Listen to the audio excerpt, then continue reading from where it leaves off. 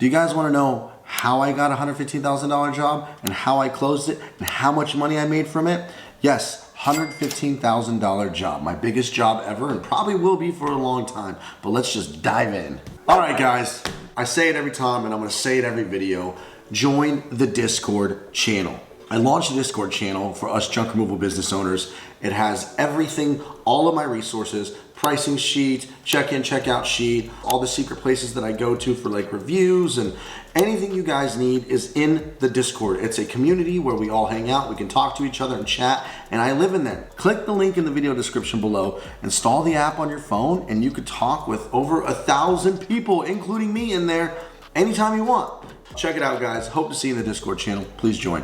What up, guys? My name is Andrew. I'm a serial entrepreneur, software engineer, and a junk removal business owner. I started a junk removal business as a stepping stone to return to my passion of technology and apps. I invite you guys to stick around, hang out, join me on my journey from becoming a junk removal business titan to building a $1 billion home services app.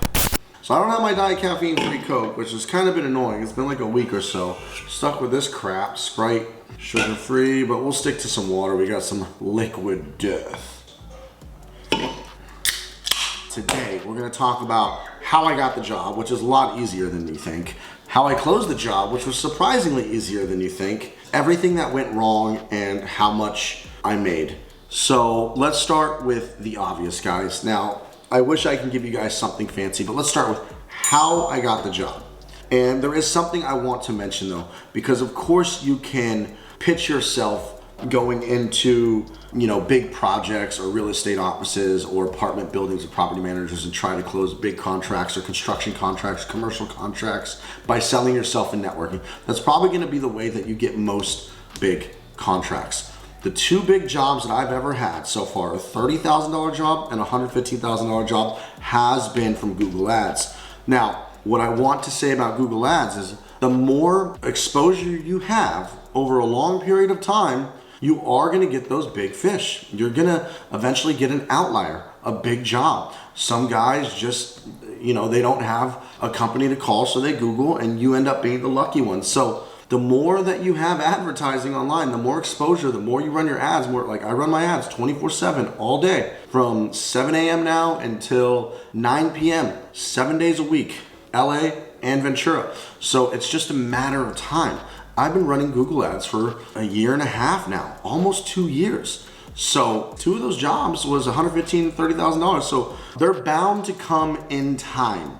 I don't have any constant commercial contracts or work with construction companies or have some giant apartment community who's sending me constant big work, but joining other associations and networking or pitching yourself and walking into apartment buildings and stuff will probably get you bigger contracts than just relying on Google.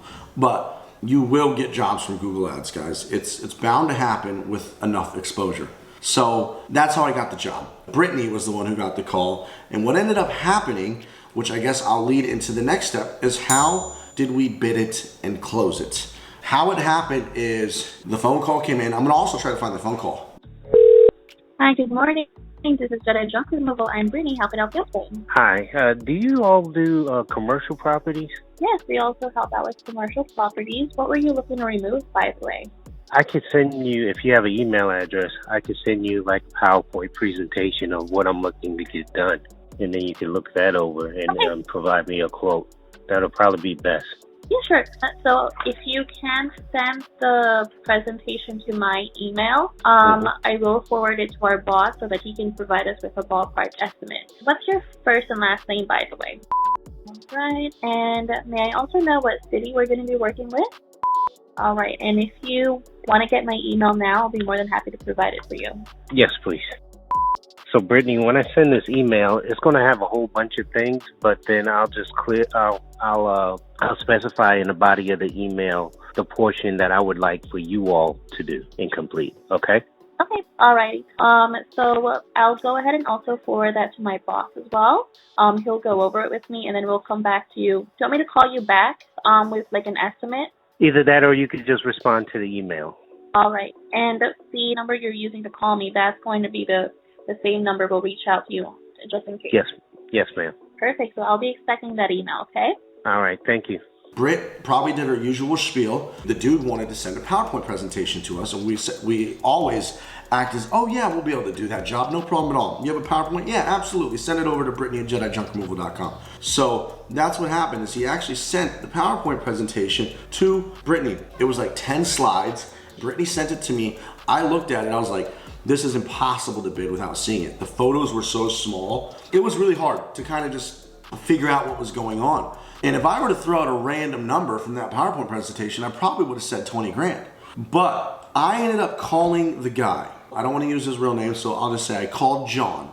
So I called him, I was like, hey man, there is no way for me to give you an accurate estimate. Can I see it in person? And you can tell he's just probably sending this PowerPoint to everybody, just collecting quotes. And I actually found out that's what he was doing. I don't know how many people wouldn't actually bid it in person versus who just bid it over the PowerPoint. He set up a time for me to have access to go look at the building and bid it. Now, here's the crazy thing, guys. When I walked in and I went to this warehouse and I walked through this warehouse, there was so many giant metal machines that I couldn't fathom the idea or even how to move all this stuff. I looked at how many loads that I could do. And I was like, okay, there's probably 50 loads that I could potentially do here. But all the metal machinery, there's just no way. I was so close to saying, you know what? We can't, like this is not in my scope. But as I was walking, I was like, fuck man, I need a big contract. As I was leaving and I was about to call him, I was like, I could just, try to find somebody to partner with. But what was going through my mind is, okay,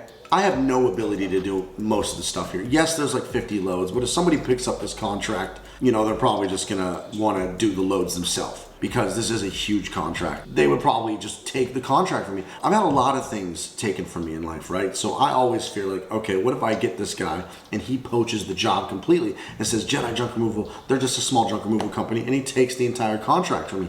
That was my biggest fear of finding a subcontractor, because I am of no use. Maybe he would have kept me on for the trash, yes, but I was still worried he'd poach the entire job. But I said, fuck it, you know what? I'll find a way. I will figure out a way to make sure I keep this job. I remain as the guy in charge, and the metal company, even though the metal company that I'm about to hire is gonna be running the fucking show, because I don't know how to do anything except remove the trash. I always act like I got this, right?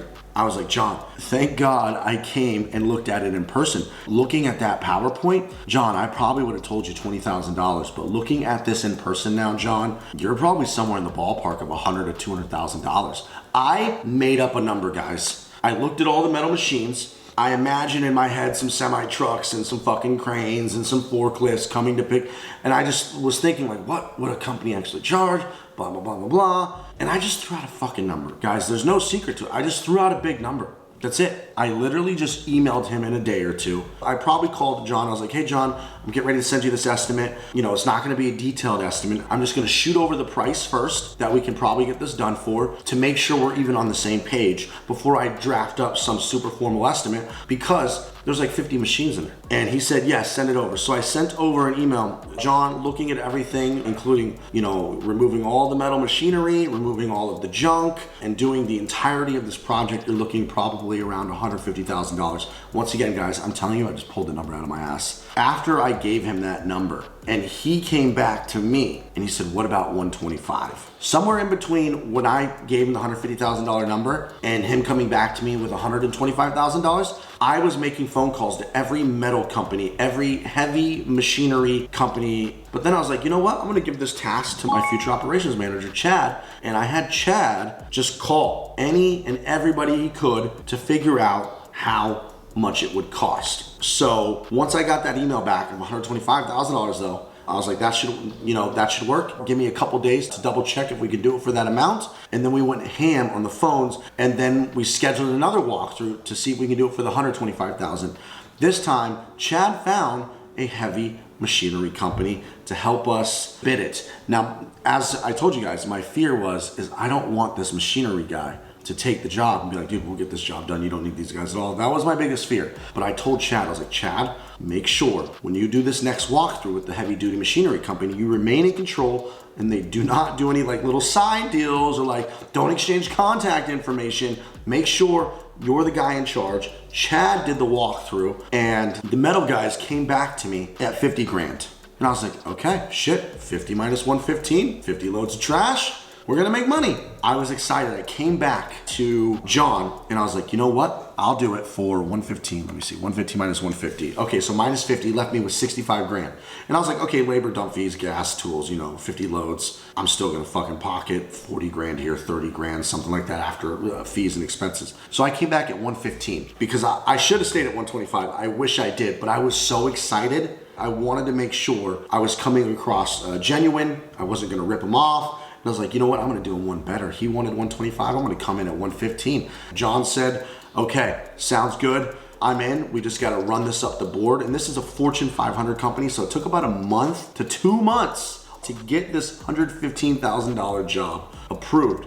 It had to go all the way up to the president of the company. The president signed off. That is how we bid the job. That's the thing, guys, is I've always acted like I've done this before, even though I had no fucking idea how we were gonna do this. I was honestly nervous as shit. I stayed very professional, acted like I knew exactly what we're doing, constant communication, and we closed it. And this is all from a Google ad. It's time to talk about problems though, guys, because there were a lot of those. So the first problem was this. I wanted my future ops manager to handle this entire project. I wanted him to kind of get the hang of the ropes because he's taking over soon, and no better way than to fucking run a $115,000 job. The one caveat to this entire job was they wanted an estimated weight of metal. So we gave them an estimated weight of metal. They wanted to know how much money they were going to get back for all the metal. I know, insane. I was not allowed to keep the scrap metal. There was actually this weird point in the contract where they asked for the metal, scrap metal returns. They wanted to know how much per ton it pays for scrap metal. I told them $200 a ton. They wanted an estimate of how much weight. So I told them, okay, 30 tons. Now, there was probably a lot more, but I gave them an estimate of 30 tons. Yeah, we ended up doing 36 tons. It ended up costing about $7,000, $8,000 in scrap metal reimbursement that they wanted. But that was not the original thing that was supposed to happen. I was actually supposed to keep all the scrap metal. The original intention of this whole reimbursing scrap metal was that I was going to scrap everything and get the scrap metal money back. And then I was gonna hold on to scrap metal and they were just gonna take it off the ticket. However, there was a huge miscommunication between the scrap metal guys, John, the big guy who hired us, and my ops manager. So when I got there the first day on the job, the scrap metal guys were all counting all the scrap metal and sorting it. I was like, you guys, I need receipts. I gotta return the scrap metal back to the owner, so I need receipts and cash once you scrap all this. They looked at me like I was a fucking idiot. They're like, no man, no, this is our metal. They said we took this job to keep the scrap metal. Now, mind you guys, the scrap metal guys, they took their price down from $50,000 to $35,000 because they didn't want to lose the job with me. So I was like, fuck yeah, hell yeah, 35K. And then when it came down to how the deposit worked, I was like, hey guys, they're only going to give me percentage down and a percentage 45 days later, net 45 after the day of completion. So it's like, I can only pay you X amount now and I could pay you X amount 45 days later. He was like, fuck no, I want my money day of completion. I was like, shit, okay, so I'm gonna have to come out of pocket a lot of money because I didn't ask for a good amount of deposit. We'll get into that later. But the scrap metal guys was like, if you pay me the day of completion, Andrew, when we complete it, I'll drop the price even more. The scrap metal guys came all the way from 50,000 down to 25,000. And now I know why. They thought they were keeping the scrap metal this whole time.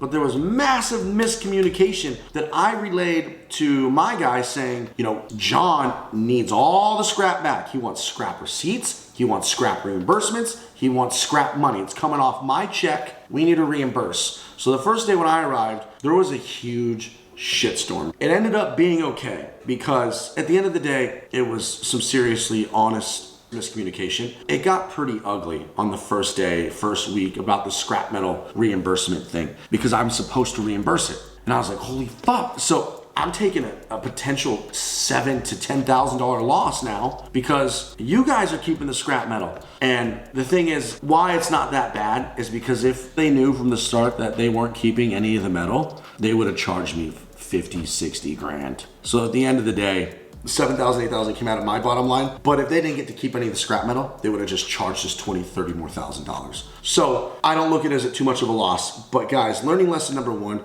communication should be so crystal clear between all parties. I dropped the ball on the subcontractor. I should have spoke to the subcontractor metal guys that we hired, not just Chad Chad, I know you watch all my videos, so it's not your fault. It's not your fault at all. So don't think I'm pointing any fingers at anybody except me. So problem number one was miscommunication, and I should have been involved with all parties about the details and the reimbursement, just everything. I should have been more involved in this. I was kind of letting the ops manager just kind of take the reins. So that's a big no-no on my part. So second problem was, guys, is the project was supposed to take 2 weeks. We gave them 10 grand up front for the scrap metal guys to get started, 15 grand on the day of completion. It was pouring raining outside when I met up with them for the first day to start. We were going to the bank together. They wanted cash, so I gave them cash. We go up to the bank, they pull out the contract in the rain. It says $10,000 now, and then it says intermittent payments of $5,000 every week until paid in full. And I was just like, what the fuck? This is not the deal you just made with Chad.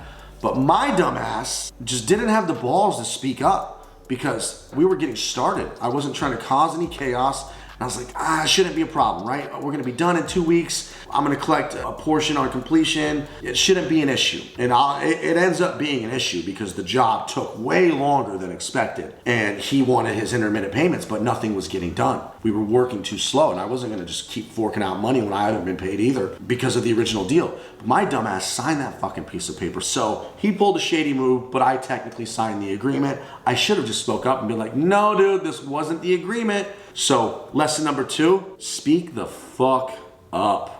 Don't be scared. He was a little intimidating too, so I was just kind of scared to like speak up, but speak up. Problem number 3, we said 2 to 3 weeks. And that's what the metal guys said. And I hate to point the fingers, but the metal guys were the one who held us behind. Like there was a lot of stuff I could have kept doing, but it just didn't make sense until all the machinery was out of there because it was making us work slower. It took like 6-7 weeks. The metal guys took forever. So this is a common problem, guys. We misquote the length of a project.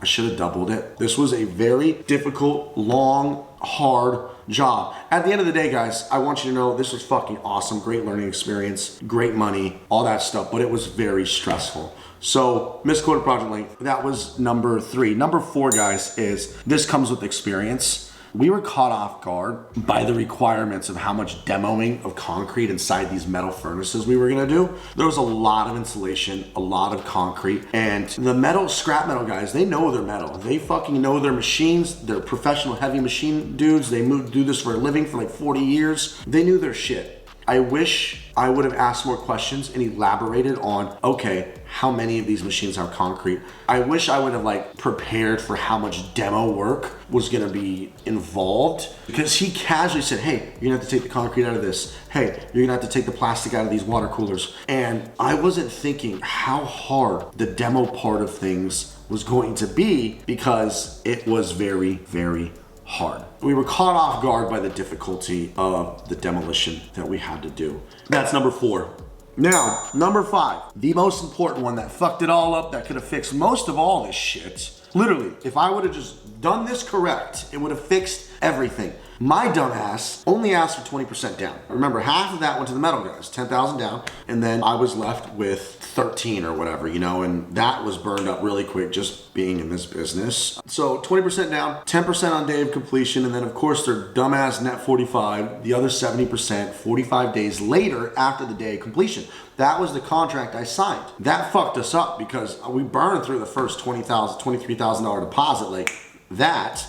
I didn't get to reap any of the benefit until the very, very 45 days later, which is why I'm not making this video, is because I finally got the check. However, thanks to Chad, we did get a little bonus in the middle because of Chad. Because he saw how hard Chad was working, he made a phone call to try to get an extra 30% mid-deposit, so we did get some oomph. But like I said, I was not into the profits at all until the final check. So I was just burning bread for 2 months through this job. I should have asked for 40 to 50% up front, and then they would have sent the other 50, 60% net 45. That's just the terms of how their company works. Net 45, very annoying. I've done a net 30 before, but I have not done a net 45 yet. Net 45 is a pretty long time. Let's talk about the money, guys. The most important thing. We gotta get paid. We gotta make money. How much did I make off my first 6-figure fucking contract, commercial job. After about 2 or 3 weeks, it started to get super messy. I wasn't keeping perfect track of everything because I just got stressed, guys. Didn't keep up with receipts. This is gonna be kind of a ballpark, but let's just kind of go down the list. Okay, we got $115,000, 115 grand over here that we have made. Let's move over to the expenses that I remember. When it came down to the rentals, I started with renting a lot of demo hammers and equipment and generators and ended up having to buy it. Rental fuck ups, guys, about $1,000. Should have just bought the shit outright. Didn't think it would take so long to do all this, but $1,000 in rental fuck ups. Then I ended up just buying everything, a generator, demo hammers, chainsaw. I want to say about $2,000 in brand new equipment right here. I was always buying lunch, I was buying drinks, just miscellaneous shit, taking care of everybody, all the contractors and employees. Another $1,000, ching. Then we got another $1,000 of miscellaneous like equipment refills like masks, hard hats, gloves, blades, just shit that it just added up, probably another $1,000 right there. Commission payout, paid out some of my employees who helped me close this job. So we got $4,000 in commission payouts. We did about 50 dump loads. On average, I want to say about $100 a dump, but sometimes more. I'm gonna go with $6,000 in dump fees. Gas is a tricky one because there was a lot of dumps back and forth. There was me driving up there constantly back and forth. I'm gonna say a couple grand in gas, guys. We had $25,000 for the heavy machinery removal company, 25 grand there. And then we had, I'm gonna say $9,000 in metal rebate. That brings us to a grand total of, I believe, $51,000 in expenses so far, not including labor.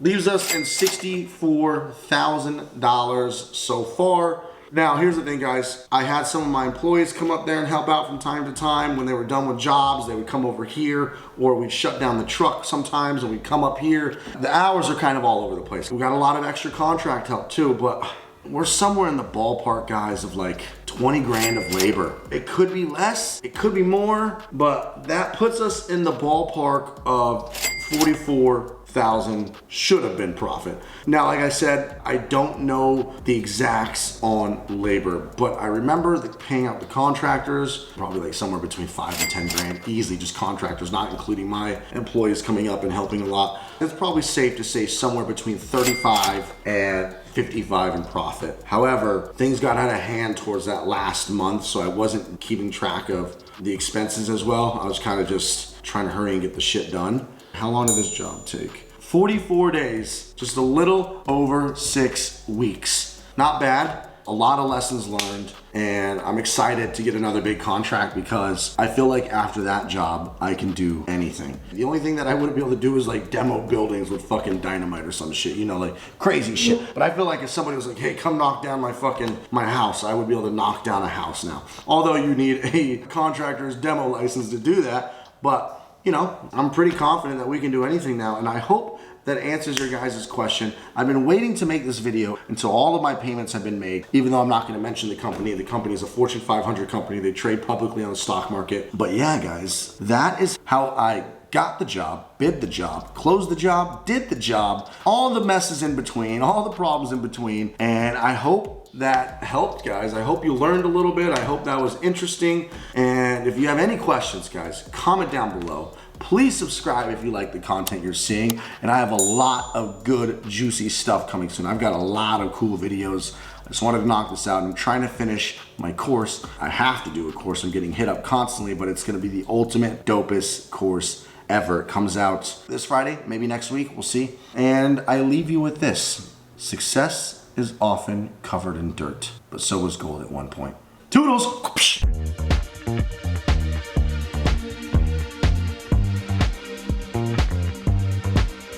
Just another sunny day.